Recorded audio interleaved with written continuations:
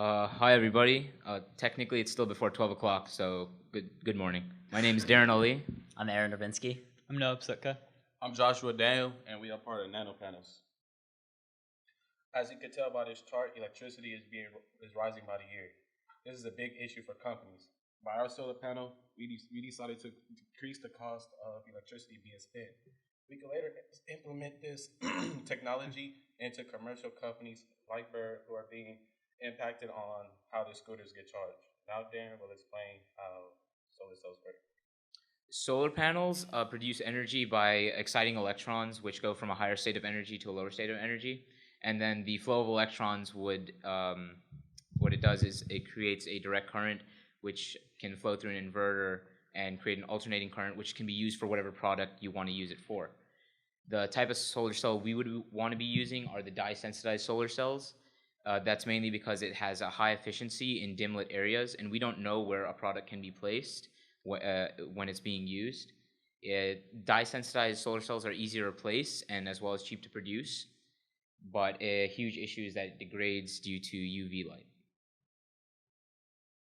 So in order to be competitive in today's market, we want to improve dye-sensitized solar cells through a technology called light scattering. And so what this is if you can see in the image, you have a layer of nanoparticles, and so the light rays that hit that layer refract at an angle that is more parallel to the actual panel itself. And so what that does is it makes it so that the light remains in the solar panel for a more extended period of time, and that increases the energy absorbance in the solar panel. So this is important because, like Darren was talking about, when we're marketing to specific companies like Bird, we don't know where their scooters are going to be placed. They could be placed in shaded areas, they could be placed in the light, and so we want to make sure that we're maximizing the amount of energy that the solar panels can produce so that we can reduce the amount that Bird has to spend when paying their chargers, because the scooters will in part charge themselves.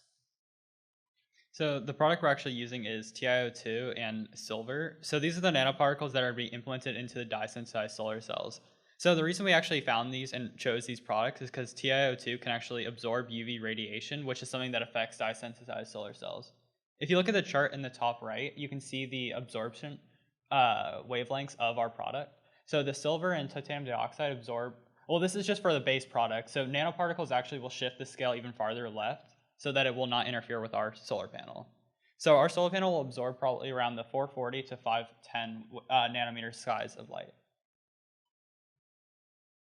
Okay, so when we're marketing to a company like Bird, like Josh was talking about earlier, Bird has chargers, and they pay people to charge their scooters every day. And so we know that since energy costs are rising at an exponential rate and will continue to be rising at that rate in the future, as we saw on the chart on one of the first slides, we know that at some point Bird is going to have to start compensating for that increased energy cost by paying their chargers more. And so what we're trying to do is to mitigate, at least in part, the cost that Bird has to spend on their chargers. So our plan is to have dye-sensitized solar cells that are 20 inches by 10 inches implemented on each Bird, as you can see in that image. And at peak performance, each of these solar cells can generate 2.24 watts per hour. And so what this means is that if you extrapolate this to over the span of a year, you're essentially saving Bird, we're saving Bird between $180 and $720 per year per scooter. And so if we think about the fact that Bird is expanding right now. So right now Bird is primarily in West LA and Santa Monica and Venice, but they're trying to expand to other cities. We know that there are hundreds of scooters out there, and if we extrapolate this to further years, you're essentially saving Bird tens of thousands of dollars, if not hundreds of thousands of dollars, over the span of a couple of years because of the amount of scooters that they have.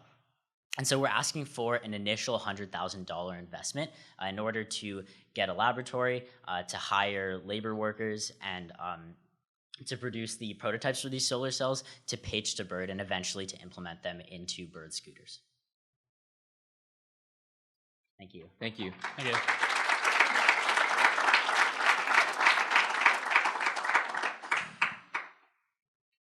So I could literally ask like 20 questions, but I won't for this one because I actually know the company pretty well. couple of questions. One is, you mentioned that 2.24 is the peak, right? Right. Almost never did they ever hit every major Yeah, peak. exactly. That's Right. why we have the light scattering to try to get close to Right. that. So that savings, the 180 to 720, is that based on the peak 2.24? So actually, the 180 to 720 is based off of how often it can fully charge of the solar panel. Charge the device. So we know that Bird charges about they pay $5 to $20. So we're trying to alleviate prices from that. So our panel can do about 2.24 watts. But do you want to know where we got that number from? Or Well, So for example, the peak, you'll never really always, you never hit that peak. Yeah. Right. So it's always going to be some average kind of wattage, right? So you're going to have to based upon that average wattage versus peak to calculate effective savings, effective cost, because it's going to boil down to cost per watt. Right. Yeah. Right. It's basically what you're going to do. The 2.24 is the optimistic end, and that relates to the $720. So that's like the higher end. Like if you assumed that, every day of every year, each Bird scooter hit 2.24 watts per hour, then that'd be the $720 in savings. But that's why the range is so large, because we can never really predict where each scooter is going to So be. what's the average CapEx cost to retrofit that?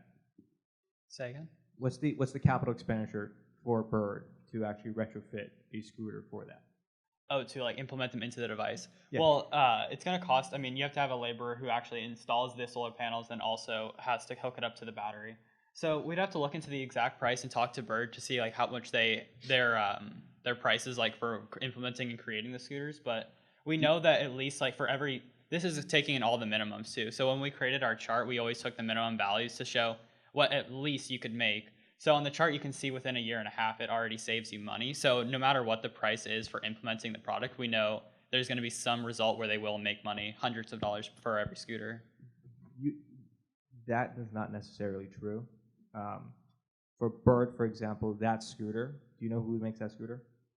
No, we do not. No, we So don't know. it's a Chinese-made scooter that I think it's from Xiaomi. That scooter costs retail somewhere around 200 to 300 max, right?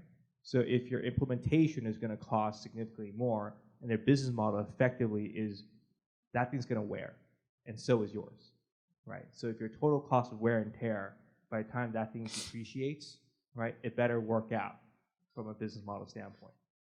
All right, so I think you're going to have to figure out exactly what is their cost per mile per depreciated scooter, right, in order to figure out if your business economics is going to work for a retrofit for this, right? Because there's going to be a line at which it doesn't make sense. And the other thing is, since it's on the footing here, have you looked into the ruggedization of that? Because that's going to take a beating, and solar cells generally don't take a beating. So we couldn't implement it in the picture, but so an idea we actually had in our write-up we wrote about was that so since the scooter is electronically activated, we would have some sort of panel that could automatically, whenever the scooter is not in use, the panel will open up, revealing the solar panel, therefore it can charge. But then when it's in use, it can close back up and then hide to protect it. It's not from so wear and much tear. the open close portion. No, so the place where your foot usually lies on, right? It would be a kind of like a panel that would either open up or slide open, and underneath it would be revealing the solar panel, so that way all the light would be directed on. So Once it's locked, So what I'm talking about is more the vibrational impacts, or as you actually literally go down the street on this, right? Right. The vibrational impacts on that over time, the wear Yeah. on the surface on the solar panel itself. Have you guys looked into that? We were looking into different forms of glass first to see that way that we could support the back and the front of the panel, but we still are looking into how to improve on that. Because one of the biggest things, I'll let these guys go too, but one of the biggest things for solar is just it's really high. Almost never is it really moving for the most part, and that's a big problem. Yeah. So okay, I have one comment and one question, which is, you didn't really emphasize the fact that these are low-cost solar. Silicon solar is more expensive, but it has a 20-year lifetime, but the scooter doesn't have a 20-year lifetime. Right. So that was an opportunity to sort of make a connection of match. So my question, as always, is the science question. So you said you have a coating that has titania, which will absorb the UV and scatter and couple light, and that's all great, and silver. Silver, I guess I don't understand what its goal is, because it generally just absorbs light and dumps it as heat. So what is the role of the silver in your coating? So when we were researching the products, we wanted to find something that was able to scatter the light as well. We just wanted to implement more. Here, I'll go back to the review on that. So the reason we chose silver as well is because some of the articles we were reading was recommending it as something that could help to scatter the light. Actually, that was why. So it will both scatter and absorb. So can you comment on the trade-off? Well, the absorption, like we said, is it's generally absorbing all the lower wavelengths of light, which we ideally, our solar panel will actually absorb the higher wavelengths. That's why we found a product that would not interfere with the light that was being absorbed. So on the scale, you can kind of see where it does absorb, but it's also going to be shifted farther to the left because the smaller the nanoparticle is, the farther left on the spectrum that it'll absorb light. That's true for titanium, but not for silver. Oh. Silver will stay in the same place with us. I have a question. So I think it's obvious I am not a user of birds. That means I'm not an expert on this topic. However, I have heard some resistance to the use of birds in some communities, and the obstacle is that the scooters are left all over the place, right? So you have pegged your business plan from what you've presented and in the document you gave us on birds. So what happens as the company tries to expand their presence in other communities and they meet resistance to having the vehicles in those communities? That's part A. And part B is, what is your plan B? Well, as I don't know the specific locations, but Bird was talking about right now, they're actually moving still like into different cities as of right now. But we were also thinking just other, like, let's say scooters or vehicles in general.